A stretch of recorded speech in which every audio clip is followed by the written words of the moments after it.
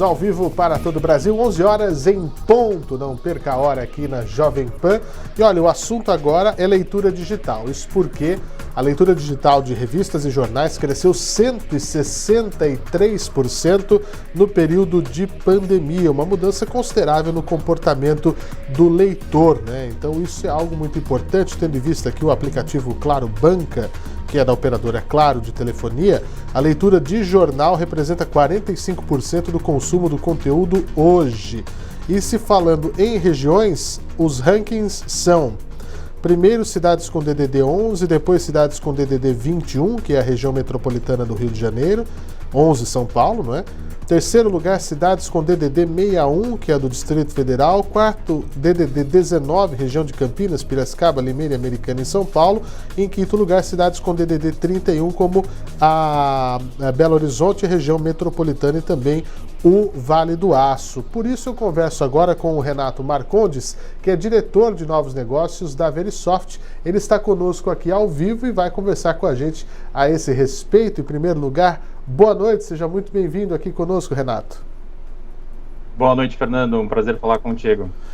Que movimento é esse, né? As pessoas elas estão dando uma atenção especial ao movimento, né, do digital, uma coisa que falavam que isso não ia pegar no Brasil, a leitura digital, enfim. Que análise a gente pode fazer desses números? Bom, a gente costuma dizer o seguinte: é impossível dizer que alguém se beneficiou com essa pandemia, né? Mas o que a gente costuma dizer é que a leitura se beneficiou. Talvez a questão da pandemia tenha cortado o cordão umbilical do modelo digital com outros modelos tradicionais como o impresso, e forçosamente fez com que as pessoas buscassem alternativas para que elas pudessem consumir seus conteúdos, né? Então a gente viu um aumento significativo na procura por conteúdo digital. Então nós tínhamos hoje no Claro Banca, que é um dos produtos de leitura que nós temos hoje, com uma base de 20 milhões de pessoas que podem acessar o nosso produto dentro da operadora, um aumento de 3 conteúdos consumidos por mês para 4 conteúdos, em algumas regiões até 5 conteúdos.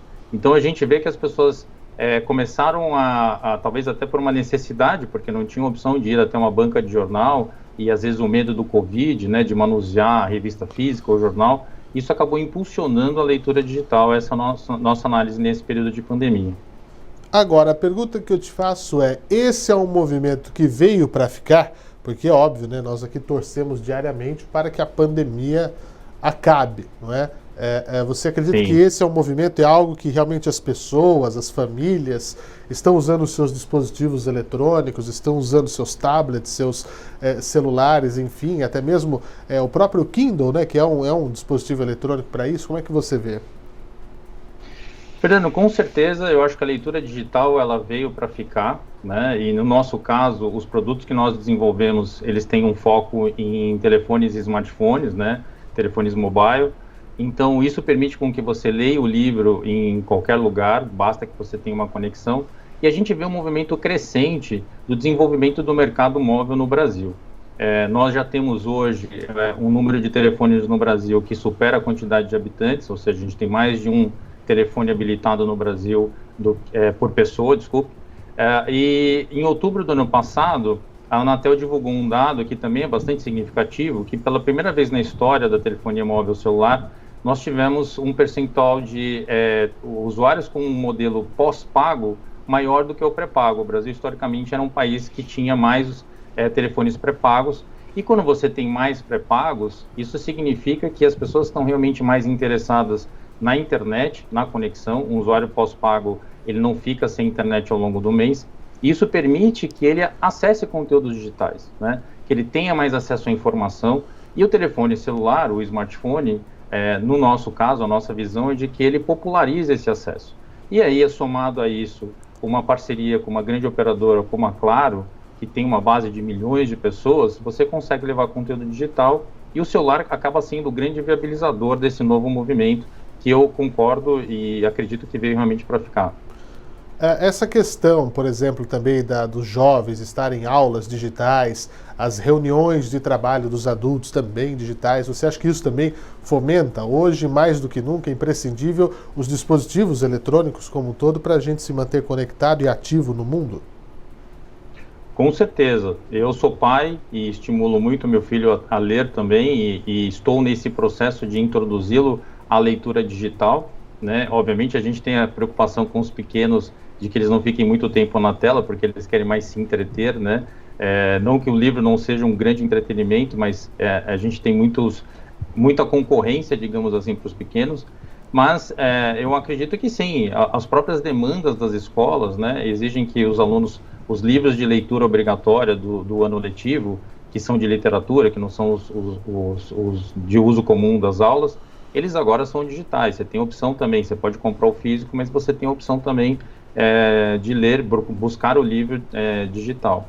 Então, acredito que toda essa digitalização forçada que a pandemia nos trouxe, ela acaba impulsionando as pessoas para esse novo formato de consumo de conteúdo. Acho que é uma facilidade, é uma praticidade para todos, sem contar que é muito mais barato, né? Hoje nós estamos inseridos numa cadeia que permite levar conteúdo de uma revista que antes talvez tivesse um grande problema de distribuição no Brasil, para um usuário do Nordeste que muitas vezes não poderia talvez conhecer esse título ou tivesse dificuldade de recebê-lo. Então, o conteúdo é mais acessível, e a gente acredita nessa democratização. Acho que essa digitalização que a pandemia trouxe também trouxe uma democratização do acesso para as pessoas poderem ter mais conteúdo de forma digital.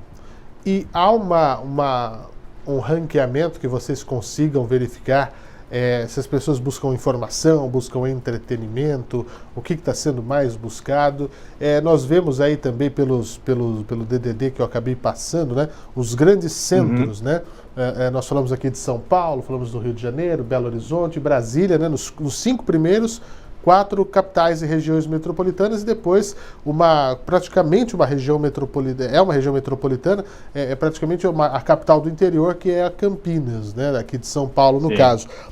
Duas situações: o que as pessoas estão procurando e se esse fluxo também vai aumentar cada vez mais para o interior do Brasil. As pessoas hoje buscam mais informações, né? Hoje, dentro do Claro Banca, nós temos, no ranqueamento, os top 3 veículos mais consumidos, digamos assim, são o Jornal Estado de São Paulo, a revista Veja e a revista Isto É. E um dado interessante, hoje nós temos dentro do nosso projeto, nós temos 14 jornais de todo o Brasil, dentro do Claro Banca, e temos 351 revistas, né? E falando sobre um pouco dessa questão da digitalização, eu acho que ela acaba sendo importante também para os veículos, né?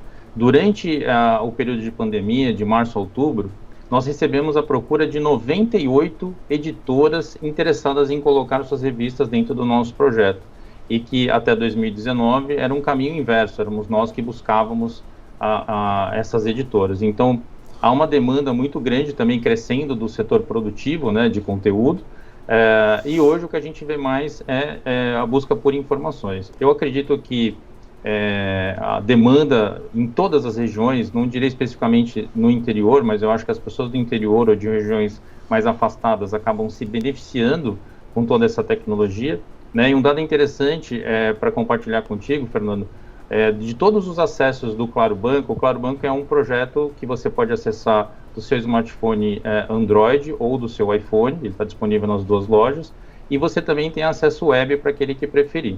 De todas as pessoas de todos os acessos que nós tivemos, 99% foi via smartphone e apenas 1% via desktop, via o computador. Então as pessoas elas estão se mobilizando e acredito que sim, principalmente no interior. Hoje você tem condições de ter um plano de banda larga no seu celular como de qualquer outra região e o acesso de conteúdo está facilitado.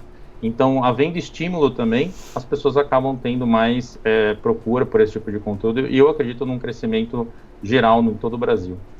Agora, uma outra questão que eu também gostaria de abordar é justamente sobre como é que fica a questão com o mercado editorial, não é? Você disse que tem a procura das editoras que estão buscando esse mercado digital.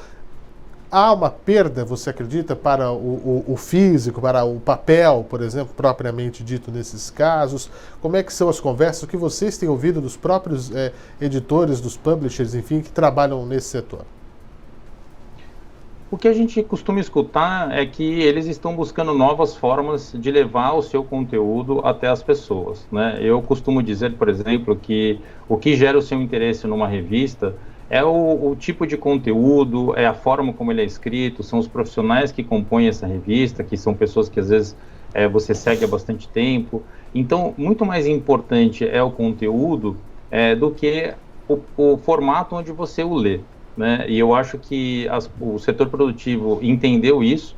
Eu não acho que o digital ele veio para acabar com o físico, né? Como já houve essa discussão em vários momentos, desde que a digitalização começou, mas eu não acredito nisso. Eu acho que são formatos complementares, acho que muita gente gosta de ter o jornal, de manusear a revista, mas a gente vive um momento de pandemia em que a própria distribuição ficou dificultada, né?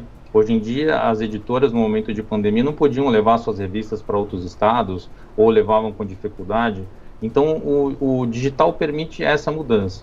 E nós vemos isso também em outros setores, como os setores de livros, né?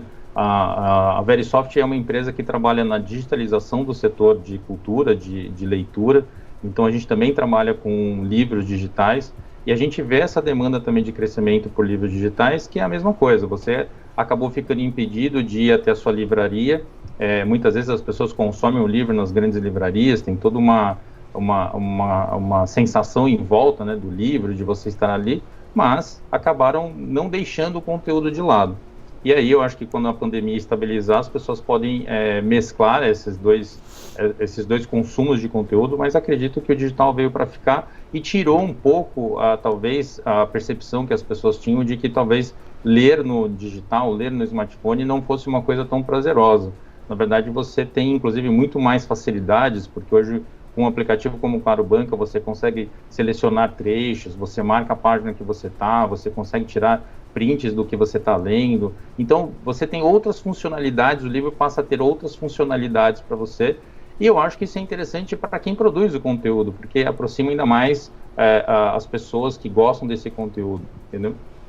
Isso é realmente o fato. E tem a questão do próprio espaço físico, não é? Eu acho que essa é uma realidade também, né? De armazenamento. Com certeza.